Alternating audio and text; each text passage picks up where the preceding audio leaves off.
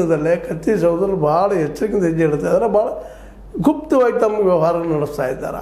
ಯಾಕಂತಂದ್ರೆ ಒಂದು ಏನಪ್ಪ ಸ್ವಾಭಾವಿಕವಾಗಿ ನಾವಿಲ್ಲಿ ರಾಜಕೀಯ ನೋಡಿದ್ದೀವಿ. ವಿಶೇಷವಾಗಿ ಜಾರಕಿಹೊಳಿ ಕುಟುಂಬದ ವಿರೋಧದ ರಾಜಕಾರಣಿಗಳು ಸಾಧಿಸ್ಬಿಟ್ಟು ಕೊನೆಯವರೆಗೆ ತಮ್ಮ ಜೊತೆಗೆ ಯಾರಿದ್ದಾರೆ ಏನಿದ್ದಾರೆ ಅವ್ರನ್ನ ಹೊರಗೆ ತರಲಾರದ ತಮ್ಮ ಕೆಲಸ ಮಾಡ್ತಾ ಇರ್ತಾರೆ ಅನ್ನೋವಂಥದ್ದು.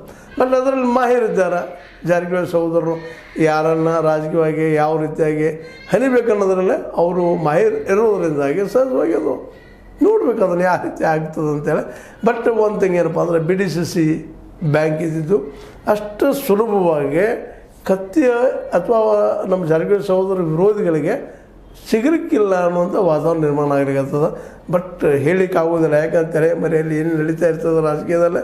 ವಿಶೇಷವಾಗಿ ಏನಪ್ಪ ಅಂದ್ರೆ ಒಂದು ಲಿಮಿಟೆಡ್ ಓಟ್ಸ್ ಇರ್ತಾರೆ, ಅದರಲ್ಲಿ ರೈತರು, ಅದರಲ್ಲೂ ಪಾಳೆಗಾರಿಕೆ ರೈತರು ಇರ್ತಾರೆ, ದೊಡ್ಡ ರೈತರ ಮೆಂಬರ್ ಇರೋದರಿಂದಾಗಿ ಅಲ್ಲಿ ಏನು ಪ್ರಯೋಗ ಆಗ್ತದೆ ಏನಾಗ್ತದೆ ಅನ್ನುವಂಥದ್ದು ಅಷ್ಟೇ ಕಷ್ಟದ ಹೇಳುವಂಥದ್ದು.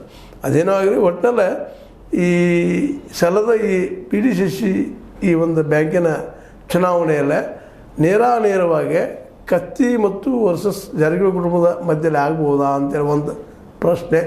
ಆದರೆ ಈ ಪ್ರಶ್ನೆಗೆ ಉತ್ತರ ಈ ಸದ್ಯ ಹೇಳಿಕ್ಕೆ ಆಗದಂಥ ಪರಿಸ್ಥಿತಿ. ಯಾಕಪ್ಪ ಅಂತಂದ್ರೆ ಕತ್ತಿಯವರು ಇನ್ನೂ ಸ್ಪಷ್ಟವಾಗಿ ತಮ್ಮ ಹೆಜ್ಜೆ ಏನು ಅಂತ ಹೇಳಿ ಬಾಯಿ ಬಿಡ್ತಾ ಇಲ್ಲ. ಬಟ್ ಅವರು ಮೌನ ಇದ್ದಾರೆ ಅಂತ ಅನ್ನೋದು ಅಥವಾ ತಮ್ಮಷ್ಟವು ಹಿಂಸರಿದ್ದಾರೆ ಅನ್ನೋಂಥ ಮಾತು ಇಲ್ಲ. ಬಟ್ ಹಾರ್ಡ್ ವರ್ಕ್ ನಡೆಸಿದ್ದಾರೆ. ಮತ್ತು ಅದೇ ಕಾಲಕ್ಕೆ ಜೊಲ್ಲೆ ಮತ್ತು ನಮ್ಮ ಈ ಜಾರಕಿಹೊಳಿ ಸಹೋದರ